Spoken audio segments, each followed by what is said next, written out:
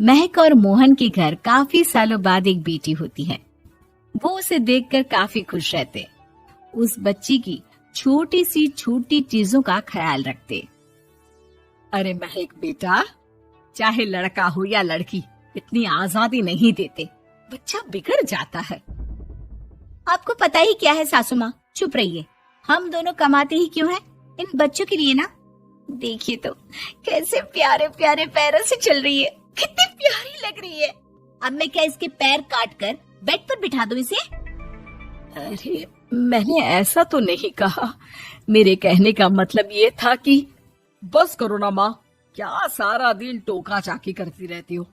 अरे करने दो ना जो कर रही है। दोनों मियाँ बीवी अपने अपने काम में लग जाते हैं और सास मंदिर चली जाती है। लेकिन बेटी सौम्या घर में तेल का डिब्बा लेकर फैला देती है। घर को तो मैं पराठे की तरह सेक दूंगी। मैंने सारा तेल फैला दिया, अब मैं इसे सेक दूंगी। महक कमरे में आती है जहाँ सारे तरफ तेल ही तेल फैला हुआ होता है।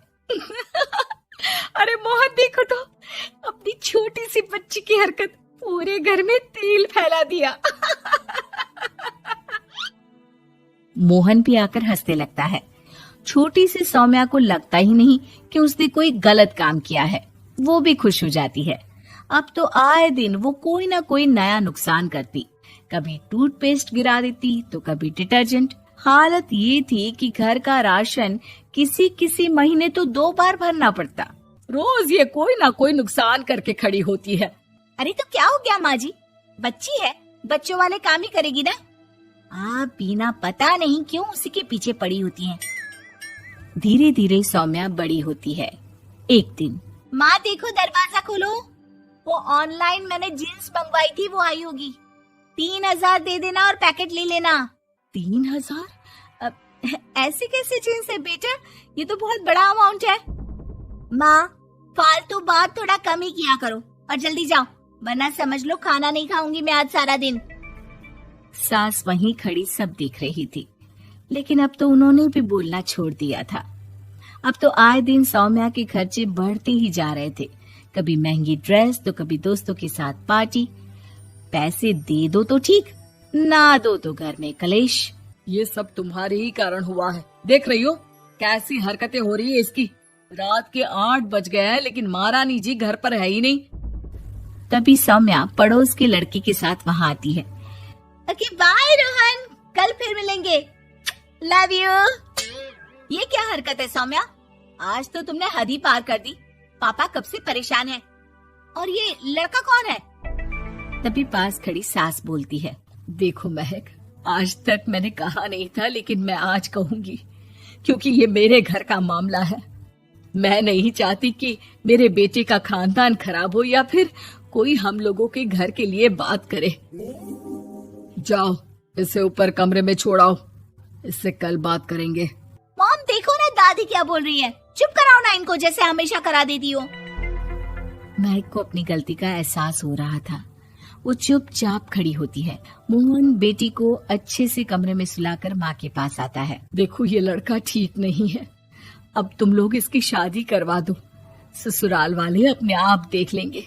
शादी के बाद जिम्मेदारी पड़ेगी तो सब ठीक हो जाएगा। शादी अभी तो 25 की है ये। तो क्या 50 तक बैठाओगी? नहीं नहीं, ठीक कह रही है माँ, इसके लिए जल्दी से कोई लड़का देखता हूँ। अगले रोज सौम्या खाने के टेबल पर, मैं आप लोगों को बता देती हूँ, मैं रोहन से प्यार करती हूँ और उसी से शादी करूंगी। रोहन? वही ना सक्सेना का लड़का, वो सक्सेना जो पिछले महीने ही जेल से छूट कर आया है। वो जेल नहीं, काम के सिलसिले में अमेरिका गए थे।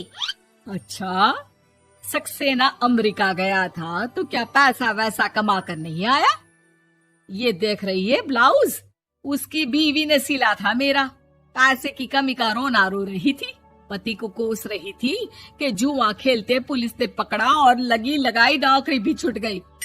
दादी कुछ भी मत बोलो, दादी को चुप कराओ ना। दादी जो बोल रही है ठीक बोल रही है। तेरे पापा ने तुझे देखने के लिए लड़के वालों को कल बुलाया है, समझी? अगली रोज लड़के वाले सौम्या को देखने आते हैं और उसकी शादी मयंक से हो जाती है। शादी के बाद सौम्या मायके आती है। वाह माँ, कितनी अच्छी शादी कराई है आप लोगों ने मेरी। लेकिन मुझे कुछ दिन और यहाँ रहना है। अरे बेटी, ये तेरा ही तो घर है, जितनी मर्जी रह। और क्या, दामाद जी कैसे हैं? अरे वो मयंक नहीं आया, कल शादी, आज तू अकेले, सब ठीक तो है ना? महक एक बार फिर सास पर चढ़ बैठती है। अब बस करिए ना माँ जी, अब तो ज्यादा ही हो रहा है। माना आपकी कुछ बातें मैंने नहीं मानी, लेकिन अब ये मेरी बेटी मायके आई है तो क्या उसका मतलब यही कि वो लड़कर आई है? हाँ पीना। सौम्या दादी की तरफ देखकर मुस्कुरा देती है, जैसे उन्हें चिढ़ा रही हो। दादी, मैं लड़कर नहीं बल्कि ये बता कर आई हूँ कि मुझे कुछ दिनों के लिए यहीं रहना है, माँ के पास। मेरा मन धीरे धीरे ही तो ससुराल में लगेगा। अब अगर आप बोलती है तो चली जाती हूँ मैं। अरे नहीं नहीं बेटी, ये मतलब नहीं था तेरे दादी के बोलने का। सौम्या कमरे में चली जाती है और अगले ही पल जींस टॉप पहनकर बाहर आती है। माँ, मैं ना अपनी सहेली के घर जा रही हूँ, आने में देर हो जाएगी, खाना मैं वहीं खा लूंगी। सौम्या सहेली के घर चली जाती है। अरे सौम्या ससुराल से आई है, कहीं दिखाई नहीं दे रही। वो सहेली के घर गई है, काफी दिनों बाद बच्ची का मन कर गया होगा। महक रहने दे, अब इतना हल्के में ना ले, लड़की अब किसी और की अमानत है। घर में इतनी देर से आएगी तो लोग क्या कहेंगे। और होता भी ऐसा ही है। दरवाजे में पुलिस आती है जिसके साथ सौम्या होती है। ये आपकी बेटी है? जी जी, लेकिन क्या हो गया? पापा, मैं और रीना घूम रहे थे तो रोहन वहाँ आ गया। उसने मेरे गहने खींचने की कोशिश की, जब मैंने नहीं दिया तो मुझे धक्का मारकर मेरे गहने ले लिए। पापा, मुझे माफ कर दो, मुझे ना मयंक के पास जाना है। आप उसे फोन कर दो, वो मुझे ले जाएगा। दादी आप ठीक कहती थी, वो अच्छा लड़का नहीं है। कोई बात नहीं बेटा, मयंक का फोन आया था, उसे तेरी याद आ रही थी, लेकिन वो तुझे भी अपनी जिंदगी जीने से नहीं रोकना चाहता था। मैं उसे बोल दूंगी कि वो कल तुझे लेने आ जाए। अगले दिन, चलो सौम्या, मैंने आज रात की फिल्म की टिकट और 5 स्टार होटल में खाने के लिए टेबल बुक कर दी है। फिर क्या, सौम्या खुशी खुशी अपने ससुराल चली जाती है और महक को